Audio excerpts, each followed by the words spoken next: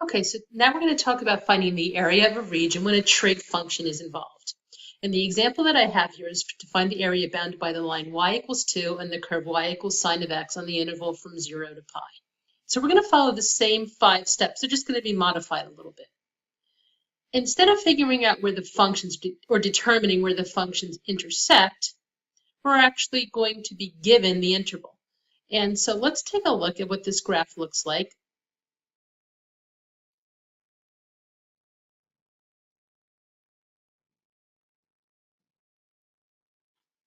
And so here it is. This is the graph of y equals 2, y equals sine of x.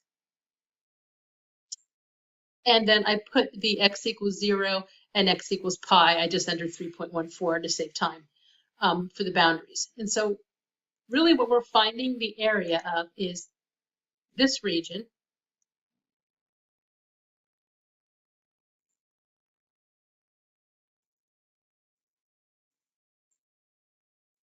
Make this a little bit smaller.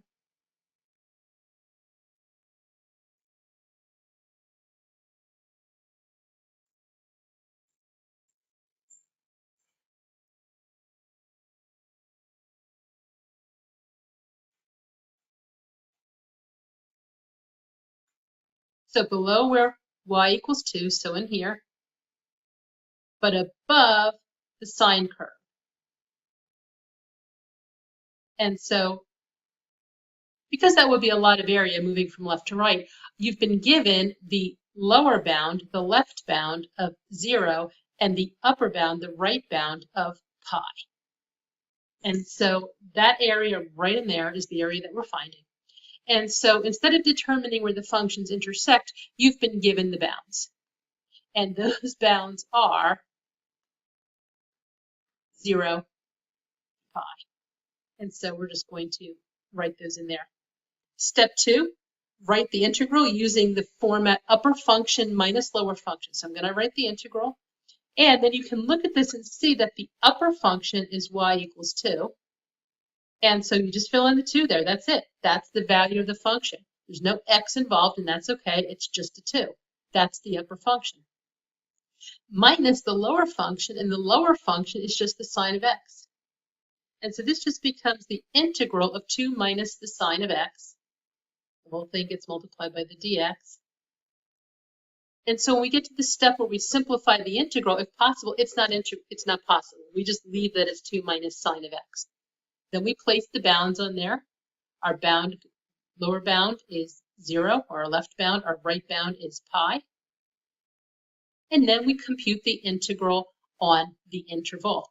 And so when I integrate this, I'm going to do this down here, integral on the interval from 0 to pi of 2 minus the sine of x dx, I just integrate each of those parts separately. The integral of 2 is 2x. The integral of, and I have minus, and the integral of sine is negative cosine. And of course that becomes plus positive. So my integral is really just 2x plus cosine x. I'm just going to get rid of this plus, that there, superfluous. And then of course I have the plus c. And then I need to evaluate that on the interval from 0 to pi. So I have 2 times pi plus cosine of pi plus c, and I'm going to subtract from that 2 times 0 plus cosine of 0 plus c. And so I've got 2 pi, and you can take out your calculators, make sure that you're set to radians. The cosine of pi is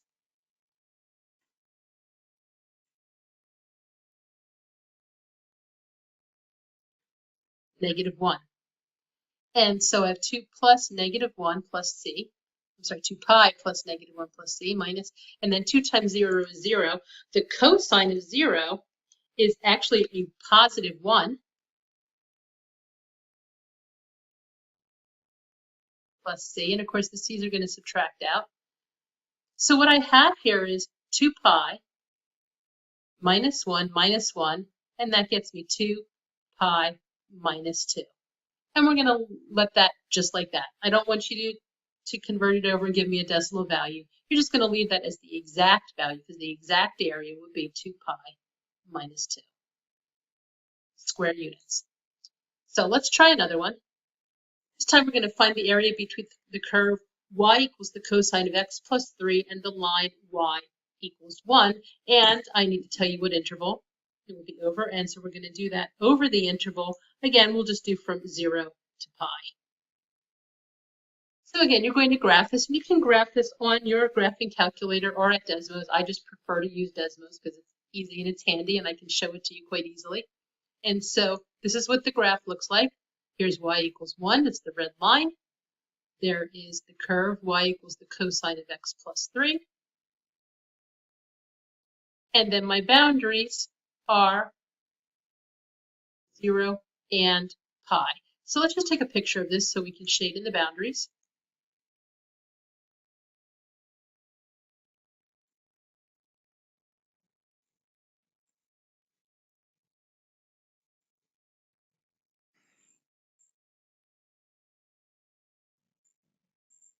And so the region that we're finding the area of is the region right in here. It's the area that's below the cosine x. Notice the cosine x plus 3 is the upper curve. And then the line y equals 1 is the lower equation, or the lower value.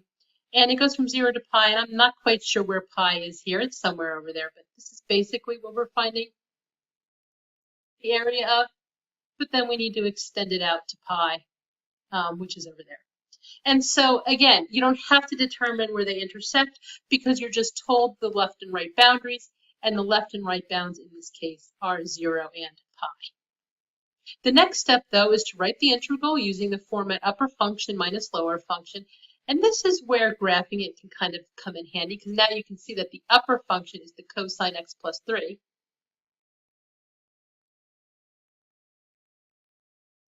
And the lower function is the y equals 1, so it's just 1. Of course, then we have the dx. And then, so we determined our boundaries, we wrote the integral. We need to simplify, and in this case, we can simplify. This becomes the integral of just the cosine of x plus 2, because we can do the 3 minus 2 and get a value of 2. We were able to simplify here. Now we put on the bounds. Our left bound was 0. Our right bound is pi. And now we actually compute the integral on the interval. And so when I integrate, and I'm going to move over here to the left side of the screen, when I integrate from 0 to pi, the cosine of x plus 2 dx, integral of cosine is sine x, integral of 2 is 2x, and then I'm evaluating that, oops, don't want to forget the plus c, then I'm evaluating that on the interval from 0 to pi. And so I fill in the pi. I've got the sine of pi plus 2 times pi plus c minus the sine of 0 plus 2 times 0 plus c. And if you use your calculator, or maybe you can even remember what the graph of the sine function looks like, the sine of 0 is 0. And so sine of 0 is 0, 2 times 0 is 0, and the c's are going to subtract out. So my final answer is just sine of pi plus 2 pi. And again, I don't want you to calculate an approximate value. You can leave it just like that. So it'd be sine of pi plus 2 pi units squared. Now, if you want to know what number that would look like, you can stick that in your calculator and calculate sine of pi plus 2 pi. And you know what? I think I've changed my mind and want you just to leave that as 2 pi, because the sine, oh, forget it. Yeah, the sine of pi is 0. And so, yes, do plug that in your calculator just to see if that can be simplified. So the sine of pi is 0. And so that leaves us with a final value of 2 pi for that area shaded in yellow. So let's take a look at the questions from your writing assignment. And so if you feel like you want to work on your writing assignment questions on your own, you can stop the recording now and then maybe just check your work later. Or if you want help with the writing assignment, now would be the time. We're going to look at questions 7 and 8 from the writing assignment. So let's start with question 7, where we're finding the area under the line y equals 3 and above the curve y equals the sine of x. And we're looking at the interval from 0 to 2 pi. So remember, for our first step, we don't need to figure out where they intersect because we're told the interval on which we're working. So for step 1, our interval is just 0 pi. Then we need to write the integral using the format upper function minus lower function. Now you can graph this as Desmos, you can graph this in your graphing calculator, or you can use your knowledge of graphing, remembering that sine does this. Sine starts at 0, 0,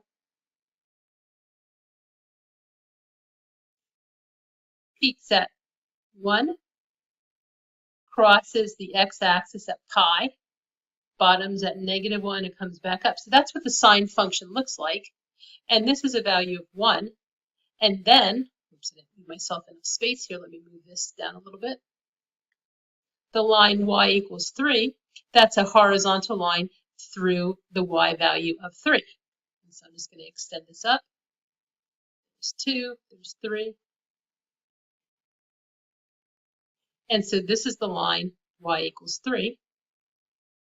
And we're looking at the interval from 0 to pi, which is right there. So this is the region that we're looking at. And so you can use Desmos, but you can just use your knowledge, your prior knowledge of graphing functions.